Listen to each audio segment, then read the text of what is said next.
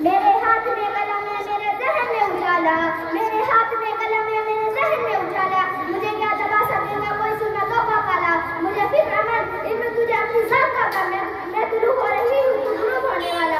मोहतरम साथियों इकराम और प्रिंसिपल साहब, अस्सलामु अलैकुम रहमतुल्लाहि व बरकातुहू। मैं आपके सामने तकरीर पेश करने जा रही हूँ। मेरे तकरीर का उन्होंने उस्ताद का आलमी जिन, यह दिन दरअसल हमें असातिज़ा की अहमियत के बारे में बताता है, क्योंकि उस्ताद हमें दुनिया में जीना और रहना सिखाते हैं, किताबों को इल्म समझने में मदद करते हैं। गोया उस्ताद की तारीफ अगर इन अल्फाज में की जाए तो बहुत कम है। एक उस्ताद लोहे को पिघलाकर बंजर बनाता है, पत्थर को तराश कर हीरा बनाता है, बंजर जमीन को मेहनत करके